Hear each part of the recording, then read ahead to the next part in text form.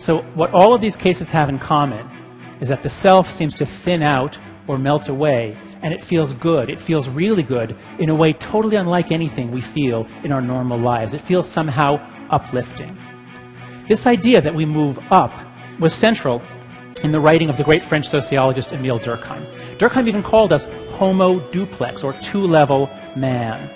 The lower level he called the level of the profane. Now, profane is the opposite of sacred. It just means ordinary or common. And in our ordinary lives, we exist as individuals. We want to satisfy our individual desires. We pursue our individual goals. But sometimes something happens that triggers a phase change. Individuals unite into a team, a movement, or a nation, which is far more than the sum of its parts. Durkheim called this level the level of the sacred because he believed that the function of religion was to unite people into a group, into a moral community. Durkheim believed that anything that unites us takes on an air of sacredness. And once people circle around some sacred object or value, they'll then work as a team and fight to defend it. Durkheim wrote about a set of intense collective emotions that accomplished this miracle of e pluribus unum, of making a group out of individuals. Think of the collective joy in Britain on the day World War II ended. Think of the collective anger in Tahrir Square, which brought down a dictator. And think of the collective grief in the United States that we all felt, that brought us all together after 9/11. So let me summarize where we are. I'm saying that the capacity for self-transcendence is just a basic part of being human. I'm offering the metaphor of a staircase in the mind. I'm saying we are homo duplex, and this staircase takes us up from the profane level to the level of the sacred. When we climb that staircase, self-interest fades away, we become just much less self-interested, and we feel as though we are better, nobler, and somehow uplifted. So here's the million-dollar question for social scientists like me. Is the staircase a feature of our evolutionary design? Is it a product of natural selection, like our hands? Or is it a bug, a mistake in the system? It's just this religious stuff, it's just something that happens when the wires cross in the brain, and that's, Jill has a stroke and she has this religious experience. It's just a mistake.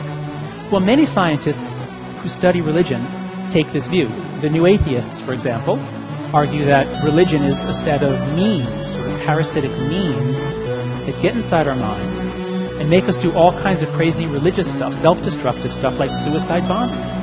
And after all, how could it ever be good for us to lose ourselves? How could it ever be adapted for any organism to overcome self-interest? Well, let me show you. In The Descent of Man, Charles Darwin wrote a great deal about the evolution of morality. Where did it come from? Why do we have it? Darwin noted that many of our virtues are of very little use to ourselves, but they're of great use to our groups. He wrote about the scenario in which two tribes of early humans would have come in contact and competition. He said, if the one tribe included a great number of courageous, sympathetic, and faithful members who were always ready to aid and defend each other, this tribe would succeed better and conquer the other. He went on to say that selfish and contentious people will not cohere, and without coherence, nothing can be effective. In other words, Charles Darwin believed in group selection.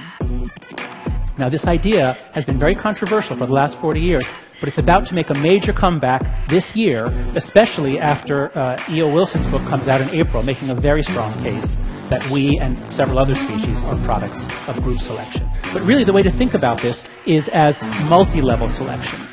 So look at it this way. You've got competition going on within groups and across groups. So here's a group of guys on a college crew team. Within this team, there's competition. There are guys competing with each other. The slowest rowers, the weakest rowers are going to get cut from the team. And only a few of these guys are going to go on in the sport. Maybe one of them will make it to the Olympics. So within the team, their interests are actually pitted against each other. And sometimes it would be advantageous for one of these guys to try to sabotage the other guys. Maybe he'll badmouth his chief rival to the coach.